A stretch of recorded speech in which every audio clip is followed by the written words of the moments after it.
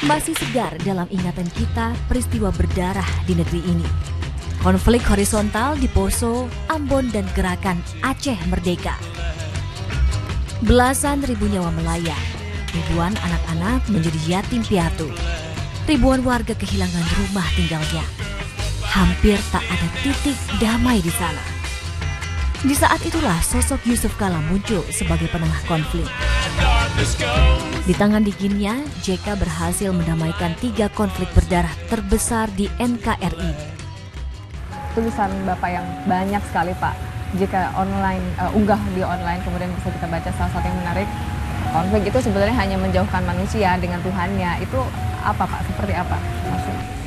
Karena setiap konflik, khususnya konflik yang berdarah, yang menimbulkan kematian, kan orang kadang-kadang saling membunuh. Poso, Ambon, Aceh kan saling membunuh tanpa alasan yang jelas gitu kan. Rakyat biasa terbunuh. Itu artinya semua orang mau berdosa jadinya kan. Itu berarti menjauhkan orang dari Tuhan, Allah. Karena membakar rumah masyarakat, membakar rumah ibadah masing-masing. Itu kan suatu kegiatan yang penuh dosa sebenarnya. Jadi karena itu saya bilang, apapun alasannya, konflik seperti itu menjauhkan kita semua dari Tuhan. Pak, apa sih yang paling takutkan kalau konflik itu berkelanjutan? Iya, yang paling takutkan kalau konflik itu dengan dasar agama. Karena itu yang paling berbahaya. Karena itu paling cepat, contohnya begini. Ya, memang di Aceh itu selama 30 tahun, korbannya kurang lebih diperkirakan 15.000 orang meninggal. Tapi di Ambon, itu hanya waktu 2 tahun, itu 5.000 yang meninggal. 5.000 2 tahun. Jadi setiap tahun 2.500 meninggal. Rumah 30.000 yang dibakar. Dari sisi pengorbanan jiwa dan material, yang paling berbahaya itu kalau konflik dengan dasar agama. Karena orang merasa semua jihad atau perang salib itu semua mengira masuk surga, kedua belah pihak. Jadi tidak ada yang takut mati. Itu membunuh dan dibunuh itu tersenyum di daerah-daerah konflik. Karena itu sama sekali kita selalu mengharapkan para pemimpin agama, para masyarakat jangan sekali terpengaruh oleh seruan-seruan berkonflik atau saling menghancurkan dengan dasar agama. Itu yang paling korbannya paling besar itu dalam waktu singkat. Saat penyelesaian konflik berdarah tersebut, Yusuf Kala masih menjabat sebagai Menko Kesra di era Presiden Megawati. Meski mendamaikan bukanlah tugas pokoknya sebagai Menko Kesra, namun atas izin Presiden, JK mengambil alih tugas Menko Polkam yang saat itu dijabat Susilo Bambang Yudhoyono.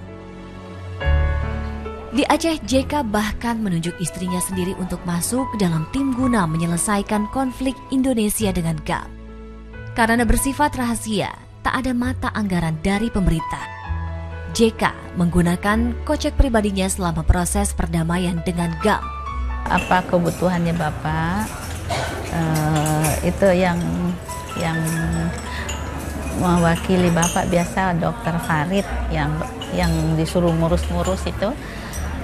Dia bilang minta sama ibu, kalau ada kebutuhannya, saya yang bayar. Iya, kalau istri saya pernah nanya di belakang layar, karena begini, setiap upaya perdamaian itu kan harus tertutup, tidak boleh terbuka. Artinya harus bersifat awal-awalnya bersifat rahasia. Tapi tentu kan butuh biaya, semua biaya perjalanan, biaya hotel, biaya apapun, semuanya dibutuhkan. Karena di kantor tidak ada anggarannya, kan bersifat tertutup, rahasia. Ya karena itu ya istri saya lah yang menanggung dulu semua biayanya. Jadi pada saat itu menggunakan uang pribadi dulu ya Pak? Iya, katakanlah begitu. Seperti saya katakan, kan tidak ada programnya, tidak ada. Kalau di pemerintahan namanya tidak ada mata anggarannya kan, karena itu rahasia. Besar yang dilayani Pak?